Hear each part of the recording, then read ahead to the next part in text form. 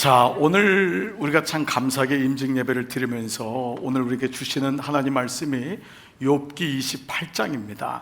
그래서 저는 한 주간 동안 이 말씀이 임직하는 우리에게 새롭게 임직하신 분과 또 내게 주신 직분을 다시 기억하고 하나님의 사명을 따라가는 우리에게 이 말씀의 의미가 무언가 한 주간 동안 참 오랫동안 묵상이 되어 왔습니다. 제가 여러분에게 먼저 오늘 말씀을 나누면서 그림 하나를 좀 그려보겠습니다. 원입니다. 자, 이렇게 제가 원을 한번 그려보겠습니다. 온전하지 못하지만 이렇게 원을 그렸는데, 여러분이 이렇게 원을 보면은 어떤 생각이 들죠? 보통 우리는 어린 시절부터 산수나 수학 시간에 이 원의 면적이나 원 안을 보게 되죠. 우리는 이 안을 보게 되는 것이 기본적인 본능일 것입니다. 이 안을 보죠. 왜 그러냐면 이 안에 바로 이 점이 있기 때문에 그렇습니다. 바로 나라고 하는 점이 이 안에 있기 때문에 그렇습니다. 그래서 우리는 그냥 그림을 그려도, 여러분이 다시 한번 제가 그림을 이렇게 그려봐도 우리는 이 안을 보게 되고, 그리고 여기에 나라고 하는 점이 있다는 것입니다. 그런데 이 내가 있으면서 우리는 모든 원의 중심이 누가 되죠? 내가 됩니다. 다 나를 위해 존재하는 것입니다. 모든 것이 나를 위해 존재해요. 이거 본능적이죠. 그러다 보니까 우리는 이 안에 밖에 보지 못할 때가 많이 있습니다. 그래서 어떤 사람은 이렇게 나라고 하는 것을 향해서 계속 집중하는 요 사람 있잖아요. 좀 그림이 좀 그렇지만은 요런 사람이 있는가 하면은 또 요런 사람이 있고, 또 요런 사람이 있고, 좀 큰 사람이 있고, 또 요런 사람이 있고, 이런 사람이 있고, 이게 다 자기 중심적으로 살아가는 사람들의 집합체라는 것입니다. 그래서 이것이 인생이라고 하는 한 사회 속에 이 사람들이 서로 부닥치면서 살아가죠. 자, 우리는 기본적으로 이런 그림을 통해서 우리는 우리 자신이 어떤지를 보게 되는데, 또 하나의 그림은 이렇게 그림을 그리지만은 이 바깥에 뭐가 있는지를 우리는 보지 못한다는 거예요. 왜냐하면 늘 중심이 나기 때문에. 그래서 이 그림을 또 하나만 그려본다면, 이런 그림이 작은 내가 있지만 이 공간이 얼마나 넓은지를 우리는 잘 인식하지 못한다는 거죠. 자, 여러분, 이런 의미에서 본다면은 우리는 여기서 겪는 착오가 있다는 것입니다. 바로 이 원 밖에 있는 무한한 세계를 보지 못하는 거예요. 그 원 안에서 늘 내 안에 나를 보게 되는 거예요. 이런 차원에서 욥기는 원 안에서의 이해 범주에서 원 바깥의 이해 범주로 우리를 움직이고 있다는 거예요. 이게 욥기예요. 욥기가 왜 어렵게 느껴지냐면 우리는 늘 욕이거든요. 이 새 친구도 욕이거든요. 그렇기 때문에 이 바깥의 원 밖에 있는 일을 알지도 못하고 알려고도 하지 않는 거예요. 우리가 성경이 어려운 게 아닌데 왜 성경이 읽혀지지 않냐면은 종교 생활하는 사람은 절대 성경을 읽지 않습니다. 왜냐하면 내 안에서 이 말씀이 풀이가 되어야 되기 때문에 조금만 어렵거나 힘들어도 읽지 않습니다. 이 성경은 뭐죠? 출애굽하게 하는 거예요. 우리의 원 안에서부터 하나님의 세계가 있다는 것을 가르쳐주는 것이 성경 말씀이라는 거죠. 이런 의미로 본다면 믿음은 내 영역 요 안에 멈춰있는 것이 아니라 이를 가르쳐서 영적 출애굽이 날마다 일어나는 거예요. 그래서 하나님이 우리를 부서뜨리기도 해요. 우리에게 어쩔 때는 힘든 일을 주시기도 해요.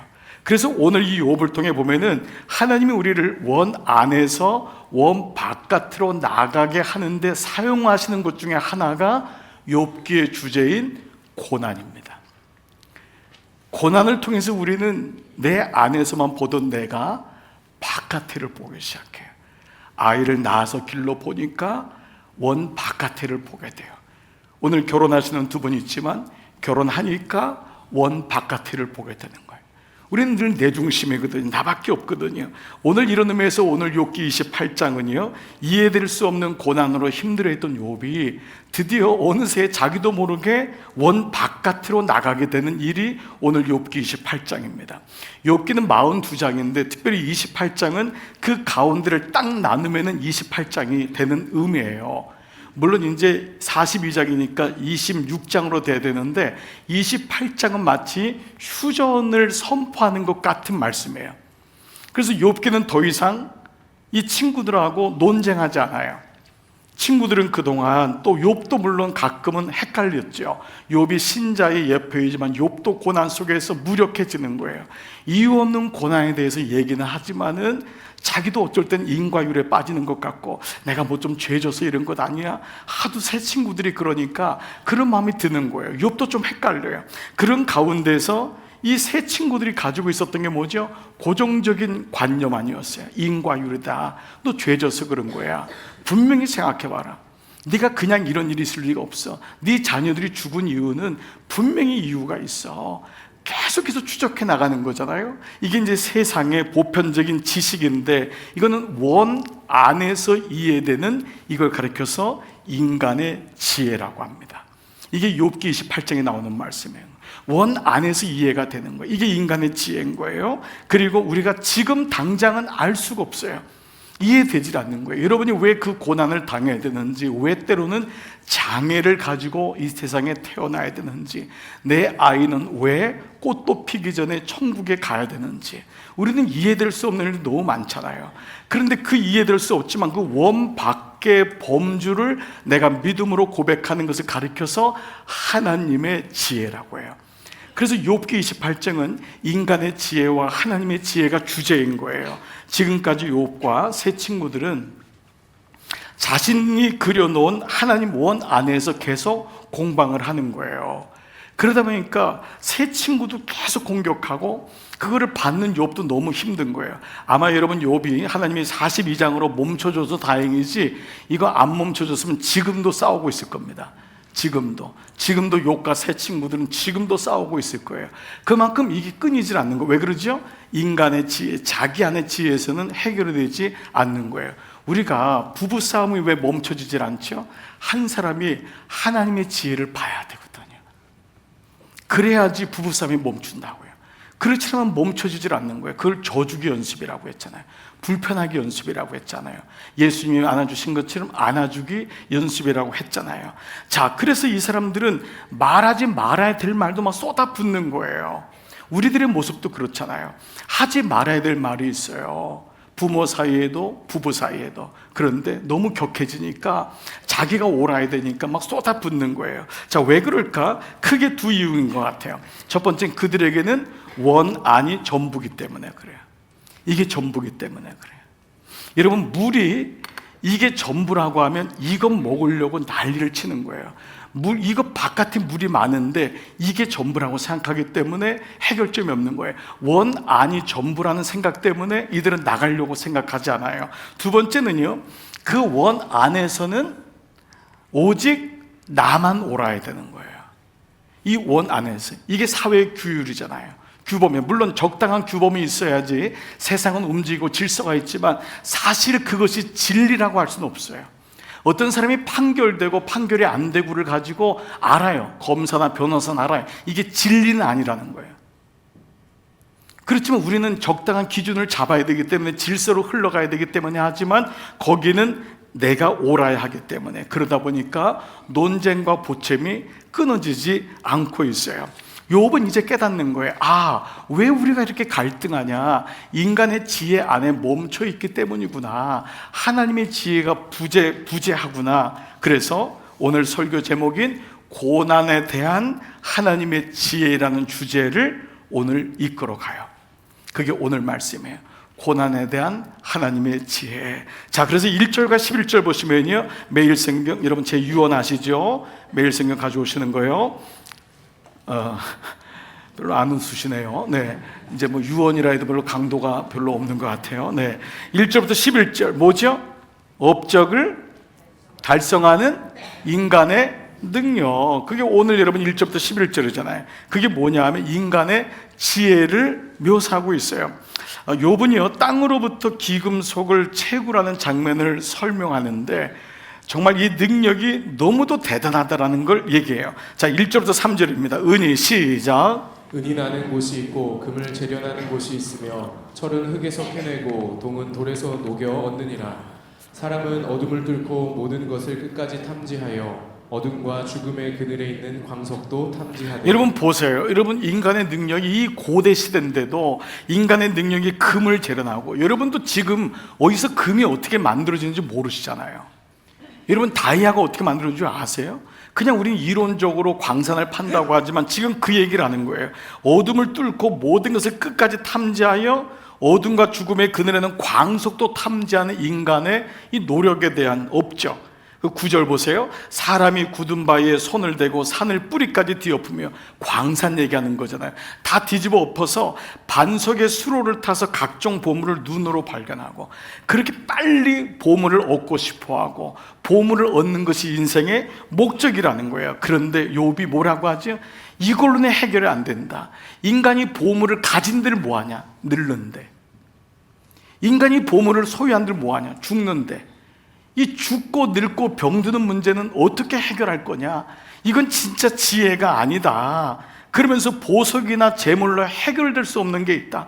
근데 인간은 너무 미련하기 때문에 손에 보석을 잡으면 인생을 잘 산다고 생각하니 너무도 어리석지 않냐, 이 얘기를 하는 거예요. 그래서 12절, 13절에 그러나 지혜는 어디서 얻으며 명철이 있는 곳은 어디인고 그 길을 사람이 알지 못하나니 사람 사는 땅에서는 찾을 수가 없구나. 우리는 물론 이 땅을 살아가는 거예요. 그래서 어렸을 적부터 1등이든 3등, 4등으로 계속 점수를 매겨왔어요. 그러다 보니까 1등이면 인생을 잘 살 줄 알았거든요. 아니에요. 1등이 오래 산다고 하는 보장이 없어요. 1등의 자녀가 더 잘 된다는 보장도 없어요. 잘 된다고 하는 기준도 없는 거예요. 근데 우리는 모든 것을 이 땅의 보물의 크기나 보물의 퀄리티를 가지고 재듯이 인생을 살아왔는데, 이게 나이가 들어보니까 하나님 만나고 나니까 이게 지혜가 아니라는 거예요. 이것은 한계적인 지혜다. 그래서 20절에 뭐라고 또 얘기해요. 그런즉 지혜는 어디에서 오며 명철이 머무는 것은 어디인고. 자, 그러면서 아주 놀라운 얘기를 하는데요, 21절 22절 보시면 모든 생물의 눈에 숨겨졌고 공중의 새에게 가려졌으며, 생물의 눈에도 숨겨졌고 공중의 새도 가려졌지만 이렇게 모든 삼라만상을 통해 보여주고 있다는 거예요. 잠시 우리가 볼 수 있다는 거예요. 그런데 멸망과 사망도 이르기를 우리가 귀로 그 소문은 들었다. 언제 이걸 깨닫냐면 멸망할 때. 언제 우리가 영혼에 대한 지혜를 알게 되냐 하면 죽을 때. 그때 되면은 이게 아니었구나, 이게 내가 잘못 살았구나 라는 것을 귀로만 들었다 라고 하는 고백을 하게 돼요. 그러면서 23절부터 보면은 주어가 등장해요. 뭐죠? 하나님이, 23절 엘로힘이란 단어예요. 하나님이 그 길, 지혜를 아시며 있는 곳을 아신다. 우리가 알고 발굴한 줄 알았더니 아니라는 거예요. 그거 다 지나가더라는 거예요. 똑같다라는 거예요. 별 크게 아니라는 거예요.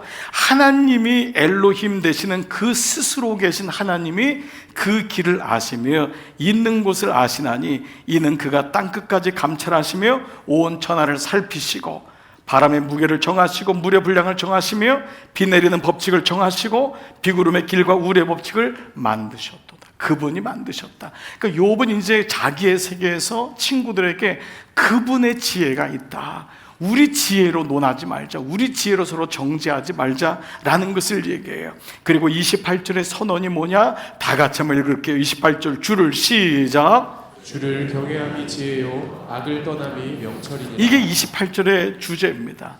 주님을 경외하는 것, 그분을 아는 것이 지혜다. 우리 안에 지혜가 없다, 똑똑한 것 같지만 아니다, 이거를 인정해야 된다. 여기서 나오는 악이라는 것은요, 어떤 범죄가 아닙니다. 사기를 치고 강도짓을 하는 그 범죄가 아니라 성경에 나오는 악은 하나님을 떠나 있는 거예요. 하나님을 떠난, 그래서 자기의 지혜가 악이라는 거예요. 성경에서 악은요, 범죄는 그 결과적이잖아요. 성경에서의 악의 근원적인 것은 뭐냐, 본질은 뭐냐 하면 하나님 없이 사는 지혜예요. 하나님 없이 내가 내 가정을 재미있게 꾸릴 거야. 내가 요렇게 만들어가지고 애 출세시킬 거야. 이게 우리의 지혜라고요. 근데 어느 날 고난이란 단어를 통하여 우리의 세계에서부터 우리 세계 밖에 있는 범주를 보게 하시죠. 그래서 욥은 이 하나님을 경외하는 것이 지혜고 악을 떠남이 명철이다라는 것이 28장에 나오잖아요. 근데 여러분 기억할지 모르지만 이 말씀이 욥기 1장 1절에 나옵니다. 한번 보겠습니다. 욥기 1장 1절, 우수 땅의 욥이라 불리는 사람이 있었는데 그 사람은 온전하고 정직하여 다 같이요 하나님을 경외하며 악에서 떠난 자더라. 이게 오늘 28장에서 다시 나오는 거예요. 이게 하나님을 경외하며 악에서 떠난 자가 뭐냐? 하나님의 지혜를 가진 자라는 거예요. 그러니까 신자의 예표는 하나님의 지혜, 세상의 지혜를 가지고 사는 게 아니다. 하나님의 지혜를 가지고 세상에서 사는 거예요. 세상에서 더 똑똑해지려고 하는 것이 아니라, 그래서 나는 어떠한가를 보게 되죠. 그래서 욥기의 축복은 우리의 삶을 돌아보게 합니다. 나는 그동안 어떤 지혜로 살았는가? 나는 내 지혜로 살았는가? 세상의 지혜인가? 아니면은 하나님의 지혜인가? 무엇보다 이 세상의 지혜로는 이 땅을 살아가면서 부당한 이유 없는 고난을 이해할 수가 없는 거예요. 여러분들이 이 이유 없는 고난을 무엇으로 풀 거예요? 이게 이유가 안 돼요. 그러니까 이 땅에 일어나는 이유 없는 고난, 부당한 고난을 이해를 못하니까 아예 이유 없는 은혜, 부당한 은혜도 이거를 이해를 못하는 거예요. 그래서 부당한 고난도 이해를 못하고, 그러니까 또 이게 애매한 거예요. 하나님의 은혜도 덥석 붙잡지 못하는 거예요. 지금 이제 이런 일에 대해서 얘기를 하는 거죠. 자, 그래서요, 같은 고난을 당해도 자기가 그려놓은 이 원 안에서 자기를 중심으로 맴돌면서 체념과 원망을 반복하는 인생이 있고, 같은 고난이 왔는데도 자기 원 바깥에 있는 하나님의 세계가 있음을 인정하고 그 안에서 하나님을 만나는 계기가 되는 분이 있다는 거예요. 자, 욥을 통해서 묵상하지만 우리가 왜 욥기가 근본적으로 어렵게 느껴지냐면, 우리가 신앙적으로 말씀으로 깔려 있는 것보다는 세상에서 배운 지혜, 세상의 보편적 지식이 깔려 있기 때문에 이 말씀이 어려워요. 그런데 묵상하니까 말씀이 어렵다고 느껴지지만 처음에 이 말씀을 포기하지 않고 매일마다의 말씀을 묵상하니까 기존에 가졌던 가치관이 무너져야 되거든요. 그래야지 이게 어렵지 않거든요. 새 성을 기존에 있는 데다가 무너지지도 않은 집에다가 세우면은 그게 무슨 집이겠습니까? 근데 우리가 가지고 있는 고난에 대해서 왜 어렵냐? 일반적으로 고난을 대한 우리 두 가지의 세상적인 경험, 보편적인 지식이 있어요. 첫 번째는 인과율적 세계관으로 고난을 대하는 사람이에요. 대부분 이 세 친구들이 여기 있었어요. 인과율적으로. 인간 뭐죠? 팥 심은 데 팥 나고 콩 심은 데 콩 난다. 네가 죄를 져서 이렇게 됐지. 물론 이것은 100% 틀린 건 아니에요. 그러나 기계적 구원이 하나님의 구원이 아님을 알 수 있어요. 그러면 하나님이 십자가의 사건을 주실 리가 없잖아요. 우리가 알아서 죄 졌으면 죄 짓고 선한 일 했으면 천국 가고 하는데 굳이 십자가라고 하는 새로운 복음을 우리에게 주실 리가 없는 거잖아요. 그런데 이것이 우리 안에 가득 차 있어요. 이거를 인도 말로 뭐라고? 까르마라 그래요. 까르마. 이게 우리나라 말로 하면 불교 말로 업보입니다. 그 뭐라 그러죠? 예수 믿는데도 내가 업보가 커서. 예수 믿는데도 업이 좋은 업을 쌓아야지만 좋은 보를 얻는다. 그래서 내가 생전에 좋은 일 하면은 소나 개로 태어나는 거예요. 여러분이 나쁜 일 하면 버러지로 태어나는 거예요. 계속 뭐죠? 서클링 하는 거예요. 기독교의 역사가는 서클링이 아니에요. 알파와 오메가 되는 처음과 마지막이 되고 창조가 있으면 심판이 있는 거예요. 하나님이 하셨기 때문에. 그러나 인생은 끊임없이 윤회하는 거예요. 이것이 우리가 가지고 있는 기본적인 잘못된 마음인 거예요. 그래서 이 고난을 어떻게 이해하냐? 고난은 보답과 징벌, 이 단어를 가리켜서 보응이라 그래요. 보답과 징벌. 고난은 보답이거나 아니면은 징벌로 온다는 거예요. 보응, 선한 것에 대한 보답이거나 아니면 악한 것에 대한 징벌의 개념으로 오는 거예요. 그래서 하나님을 그저 선하신 분으로만 이해하는 거예요. 예수 믿으면 좋지, 착한 일 많이 하니까. 아닙니다. 예수 믿어야지 천국 가고, 예수 믿는 건 복음을 내가 알아야 되는 거예요. 선한 일 한다고 천국 가지 않습니다. 선한 일은 예수 믿은 다음에 결과가 돼야 되는데, 복음을 모르면 선한 일을 예수 믿는 거랑 같이 이꼴로 시키는 게 이 이유예요. 자, 이같이 첫 번째는 잘못된 인과율적인 세계관으로 고난을 보는 사람이 있고, 두 번째는 좀 반대지만 고난은 무작위로 오는 거예요. 무작위로 일어난다고 믿는 사람이에요. 왜 일어나는지 몰라, 이 사람은요. 그래서 무작위로 일어나는 거예요. 우연히 일어나는 사건과 사고의 결과예요. 이 사람 좀 쿨한 것 같죠? 이 사람 뭐 괜찮은 사람 같아요? 여긴 원리도 법칙도 없어요. 인생에서 당하는 고난은 그야말로 무작위로 오기 때문에 한마디로 말하면 재수가 없는 거예요. 그래서 재수에 온 붙은 거예요. 그래서 어떻게 해야 되죠? 액땜해야 돼요. 그래서 재수가 없으니까 이런 일이 오는 거예요. 원망하지만은 결국은 받아들일 수밖에 없어요. 그런데 자기 성질이나 의지에 따라서 한 사람은 체념하고 한 사람은 이걸 붙잡고 어떻게 하죠? 붙잡는 거예요. 집착하는 거예요. 체념은 뭐예요? 내 스스로 목숨 끊는 거예요. 고난이와 포기하는 거예요. 줄 놔버리는 거예요. 어떤 사람은 의지가 강해요. 그래서 막 그걸 막 이겨내려고 해요. 그런데 그걸 이기는 게 아니에요. 집착이라고 하는 거예요. 이 사람은 왜냐하면 고난은 무작위로 일어난 거기 때문에 여기에 대해서 사실 막 고난을 이해하는 거예요. 이 고난 이기고 말 거야. 내가 우리 아버지의 가난 이기고 부자가 되고 말 거야.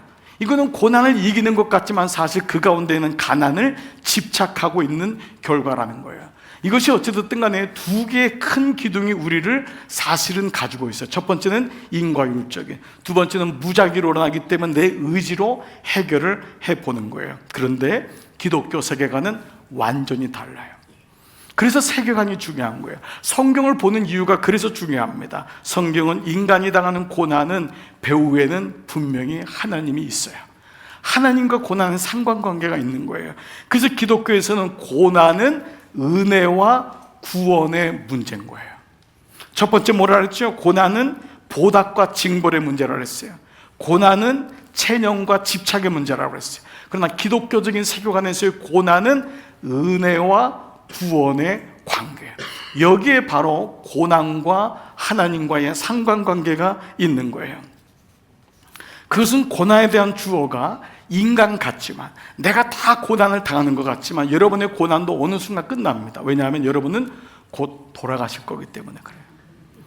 고난 끝이 없는 게 아니에요. 고난은 끝나요. 왜냐하면 내가 이 땅에서 영원히 살지 않는데 어떻게 고난이 영원해요? 즉 뭐냐면 고난의 주어가 인간 같지만 진짜 주어는 인간이 아니라 하나님이란 사실을 발견하면서부터 달라지는 거예요. 이 원 안에 있는 내가 중심되는 것 같지만 원을 만드신 분이 하나님이라는 사실을 알게 되는 거예요. 그래서 창세기에서 시작되는 거예요. 태초에 하나님이 천지를 창조하신 거예요. 고난이 우리의 지혜로는 이해될 수 없는 일 같지만은 이해될 수 없는 범주 안에서 여전히 하나님은 일하신다고 믿는 것이 신앙 고백인 거예요. 우리가 보이질 않아요. 알 수가 없어요. 그래서 이것을 영적 출애굽이라고 하는 거예요. 구원이란 단어예요. 구원은 자기 중심에 있는 사람은 구원은 자답게도 이해가 안 돼요. 왜? 내가 나를 구원해야지 누군가 어떻게 나를 구원할 수 있냐. 그래서 머리가 똑똑한 사람일수록 구원에 대해서 이해하기 어려운 거예요. 부당한 은혜, 이유 없는 은혜를 이해를 못하는 거예요. 어떻게 하나님이 나를 구원하냔 말이에요. 내가 나를 구원해야 되지. 그러나 그 똑똑한 사람도 복음이 들려지면은 이 구원의 의미가, 역사가 믿어지는 거예요. 하나님은 그래서 고난을 주시기도 하시지만 우리가 당하는 고난 가운데 함께 아파하시기도 하고, 또 하나님은 우리가 당한 구원을, 고난을 통하여 구원의 역사로 변모시키시기도 하세요. 그래서 우리가 이 땅에서 겪어야 하는 이유 없는 고난은 궁극적으로 바로 여러분이 이 성경의 마지막인 십자가로 향하는 거예요. 이 고난을 풀 수 있는 키는 십자가밖에 없기 때문에. 그래서 예수 그리스도의 십자가가, 사도 바울이 뭐라고 했냐면, 우리는 십자가에 못 박힌 그리스도를 전하는데 그냥 전해도 되잖아요. 축복받은 그리스도, 부욕케 하신 그리스도, 성공하는 그리스도를 전해도 되잖아요. 근데 바울은 이걸 알았던 거예요. 욥기를 관통했던 거예요. 뭐라 그러죠? 십자가에 못 박힌 그리스도를 전하니까, 고난받은 그리스도를 전하니까 유대인은 꺼리게 된 거예요. 왜냐하면 유대인은 고난은 죄진 사람이 받는 거거든. 장애, 죄진 잘못이거든. 눈이 멀은 거 부모의 죄거나 자기의 죄거든. 이게 계속해서 성경에 나오는 화두잖아요. 그래서 그들은 꺼려요. 그리고 이방인들, 하나님을 모르는 사람은 미련하게 보이는 거. 왜 고난을 받아야 되느냐? 그런데 그 다음 구절이 복음이에요. 그 다음 구절, 오직 부르심을 받은 자들, 우리 성도는, 부르심을 받은 자는 주어가 자기가 아니잖아요. 누군가 나를 부르시는 그 부르심을 받은 자들은, 그가 유대인이건 헬라인이건, 그리스도가 어떤 그리스도? 십자가에 못 박힌 그리스도가 하나님의 능력이고, 그 다음에 뭐지요? 하나님의 지혜다. 이게 지혜다. 그 고난에 하나님의 지혜가 있다. 이거를 지금 욥이 발견한 거예요. 제가 여러분과 나눈 적이 있지만 오늘 저 말씀을 좀 마무리하면서 이런 말씀을 드릴게요. 저는 예수를 믿고 이제 부르심 받았잖아요. 여러분도 다 부르심 받았는데, 저는 이제 목사로 부르심 받았는데, 목사를 그만두려고 심각하게 생각했던 적이 2번 있었어요. 정말 심각하게 생각했었어요. 한 번은 첫 목회제에서 아이를 낳았을 때 이 아이가 3년 동안 병원 생활할 거라는 건 생각을 못했어요. 저는 당연히 부르심 받았고, 그리고 시골에서 목회를 하니까 하나님이 복을 주실 줄 알았어요. 그건 복도 아니야. 그건 기본이라고 생각했어요. 근데 태어난 아이가 병원에서 계속 살아야 되고, 이 아이를 어떻게 된 줄 모르는 거예요. 그런데 그때 30이 간 넘은 저에게는 제 원 안을, 바깥에 있는 하나님의 음성을 들을 수 있는 그게 없었어요. 신학을 공부했지만 여전히 나밖에 없었던 거예요. 내가 목회하고, 내가 성공하고, 내가 보란듯이 목회의 모습을 보여줘야지. 예수 안 믿는 친척들에게 목사가 어떤 건지를 보여줘야지. 그러나 그것은 십자가를 지는 목회가 아니라 좋은 목회, 세상 사람들이 보여주는 큰 교회 가는 목회를 해야지. 그것이 저에게 있었던 거예요. 그러다 보니까 원 밖에서 일하시는 하나님의 일하심이 보이지가 않는 거예요. 그러다 또 한 번은 마음 중반에 대해서 담임 목사 시절에 교회가 성장했어요. 그때 그렇게 교회가 커졌어요. 그래서 야, 진짜 하나님이 일하시는구나. 나 같은 사람을 이렇게 큰 교회에 이렇게 섬기셔. 그런데 어느 날 너무 힘든 거예요. 교인들이 아파하는 소리가 매일마다 들려오는데 어떤 분이 부도났습니다. 갑자기 아들이 죽었습니다. 갑자기 암이 생겼습니다. 결혼이 깨졌습니다. 이 얘기를 감당을 못 하겠는 거예요. 매일마다 들려오는 그 소리를 듣고 살 생각하니까 이건 아니다. 하나님, 나 이러다 죽겠어요. 난 그만둘게요. 나 잘못 부른 것 같아요. 그만두고 싶었어요. 그 소리를 경험하기가 너무 어려웠어요. 그런데 그때 주님께서 저의 눈을 다시 십자가를 보게 하셨어요. 구원의 십자가로 부름받은 그 주님도 겟세마나에서 그렇게 고통스럽게 자신이 주시는 부르심을 가지고 기도했던 그 모습과, 무엇보다 삶의 목회로 부름받은 우리 교우들의 삶의 모습을 보면서 제가 깨지기 시작했어요. 나는 아무것도 아니다. 나보다 훨씬 어려운 인생들을 교우들이 각처의 삶에서 살고 있다는 것을 하나님이 보여주셨어요. 주님이 주신 고난의 십자가는 우리가 이 땅에 살아가면서 감당해야 될 십자가의 예표잖아요. 여러분이 감당하시는 거, 그래서 나만 목회하는 게 아니라 우리 모두가 목회하는 거잖아요. 그렇기 때문에 우리에겐 근본적으로 십자가 없는 목회는 있을 수가 없구나. 모든 살아가는 것 자체가 고난이란 단어가 없이는 해석이 안 되는구나. 여러분 생각해 보세요. 목회는 사랑하는 거잖아요. 이런 고난을 이기고. 그러나 상처투성이인 부모가 상처투성이인 자식을 사랑한다는 게 이게 고통인 거예요. 상처투성이인 남편이 상처투성이인 아내를 보담아 준다는 것, 이거 불가능한 거예요. 그래서 그 십자가 고난은 뭐냐면 내 범주 안에 머물러 있으면 이해가 안 되기 때문에 성령께서 우리로 하여금 예수님의 고난을 보게 하고 하나님의 일하심, 내가 견디고 참는 이유는 하나님이 이루시기 때문에, 하나님이 계시기 때문이라고 하는 그 믿음 때문인 거예요. 고난은 그래서 삶의 기본값인 거예요. 인생에 아무 문제 없고 하는 일마다 풍풍 잘 되면 얼마나 좋겠어요. 그러나 그런 법은 없어요. 그런 법을 얘기하면 여러분은 거짓 선자인 걸 알으셔야 돼요. 이 땅에 예수님도 이런 일을 한 적이 한 번도 없어요. 깨어진 세상에서 상처받은 인간들이 얽혀 사는 인생인데 어찌 고난이 없고 어찌 아픔이 없겠습니까? 이유 없는 고난 너무도 많은 거예요. 그런데 예수님이 우리에게 말씀하시는 거예요. 그런데 고난은 있단 말이야. 그런데 두려워하지 마라. 고난은 분명히 있어. 근데 그 고난 때문에 내 인생을 포기하지 마라.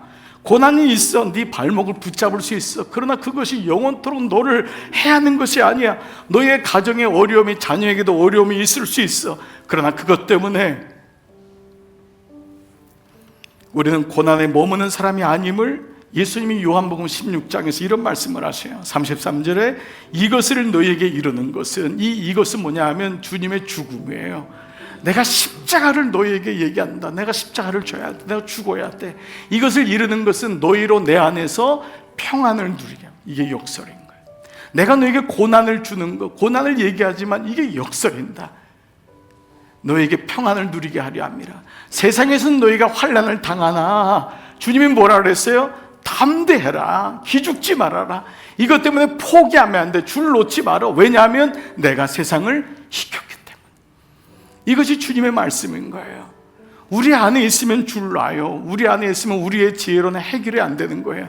그러나 그때마다 하나님 말씀이, 예수님 말씀이 나를 붙들어 주는 거예요. 잊지 마세요. 오늘 임직하시는 여러분, 여러분에게 임직은 어떤 의미일까요? 또 여러분 임직을 이미 받으신 분, 여러분은 어떤 의미일까요? 직분이라는 것은 사명이 있다는 거예요. 직분이라는 것은 하나님 부르셨다는 거예요. 그래서 이 땅이 불공평하게 보이고 이 땅에 이유 없는 고난이 와도 흔들릴지라도 나는 주님을 끝까지 바라보겠습니다. 나는 포기하지 않습니다. 하나님의 구원을 잊지 않습니다. 라고 하는 믿음의 고백인 거예요.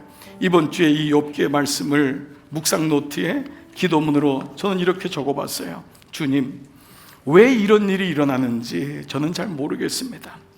왜 그 교우에게 그런 일이 일어나는지 저는 잘 모르겠어요. 어떤 누구는 그렇게도 분명히 이유에 대해서 말하고는 하는데 사실 저는 여전히 잘 모르겠어요. 하지만 저는 주님께서 저와 우리 교우들의 삶과 미래를 무엇보다 우리들의 구원을 주님께서 붙잡고 있음을 저는 믿습니다. 왜냐하면 우리 모두는 주님의 것. We are all yours. We are all yours. 우리 모두는 주님의 것이기 때문에 오늘 이 아침에도 우리는 이유 없는 고난이 분명히 있어요. 그러나 인간의 지혜가 아닌 하나님의 지혜를 순간순간 보는 거예요. 이것이 오늘 욥기에서 다시 우리를 멈추게 해요. 나는 어떤 지혜로 살아가고 있는가? 여러분, 하나님의 지혜를 보시기 바랍니다. 하나님 마음을 잊지 마시기를 바랍니다. 이 마음 가지고 여러분의 남은 인생 이번 한 주간도 승리하시는 여러분 되시기를 주의 이름으로 축복합니다. 아멘, 아멘. 이 시간 노트와 말씀 다 드시고 다 한번 차례에서 일어나 보시겠습니다. 우리 다 차례에서 일어나셔서 오늘 이 찬양같이 고백하십시다.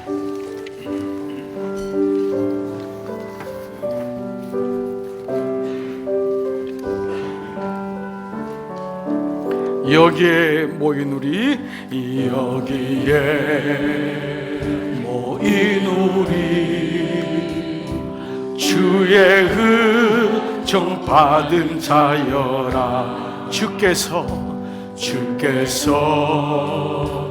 이 자리에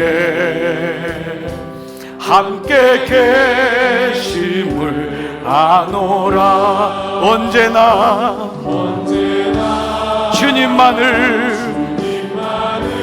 찬양하며 따라가리니 시험을 당할 때도 함께 계심을 믿노라. 이 믿음 더욱 굳세라. 주가 지켜주시다.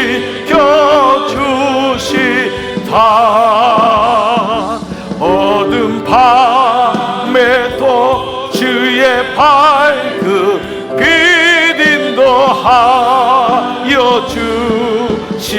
아 주님이 뜻하신 일 헤아리기 어렵더라도 언제나 주 뜻 안에 주 뜻 안에 내가 있음을 아노라. 아멘. 사랑과 말씀들이 나를 더욱 새롭게 하니 때로는 넘어져도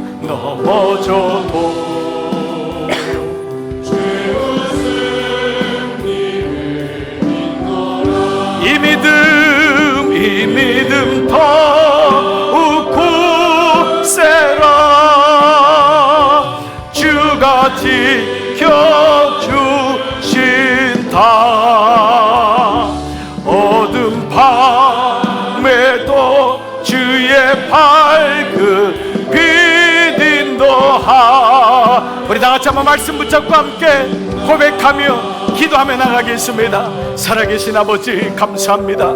때로는 알 수 없는 고난 때문에, 인생의 여러 역경 때문에 우리는 주저앉을 때가 많습니다.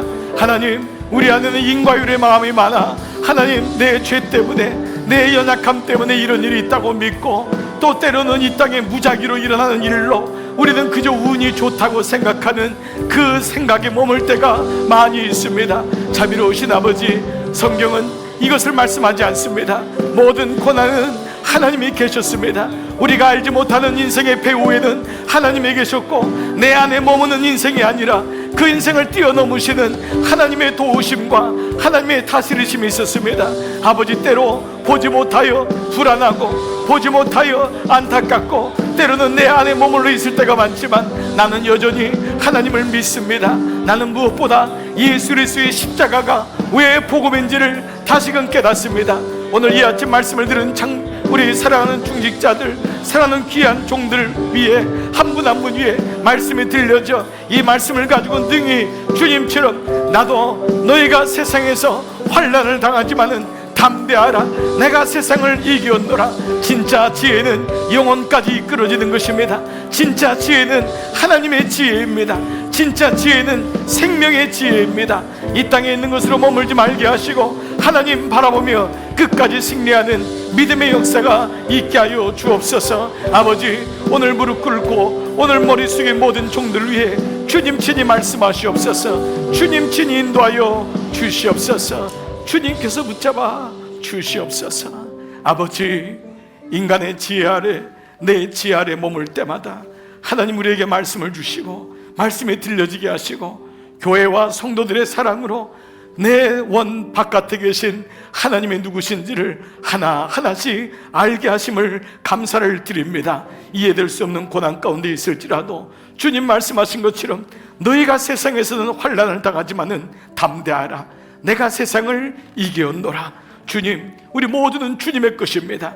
We are all yours. 우리는 주님의 것입니다. 오늘 이 마음 가지고 담대히 세상에 나가 일이 오고 사건이 올 때마다 믿음으로 부닥치고 승리하며 그 가운데 계신 하나님 높이는 일을 우리 계속 감당할 수 있도록 인도하여 주시옵소서. 오늘 귀한 중직자로 세움받으신 우리 사랑하는 종들 믿음 위에 서게 하여 주시옵소서. 우리 모두 그런 삶 살게 하여 주옵소서. 성부와 성자와 성령의 은총이 머릿속의 모든 종들 위에 이제로부터 영원토록 함께 하시기를 간절히 축원하옵나이다.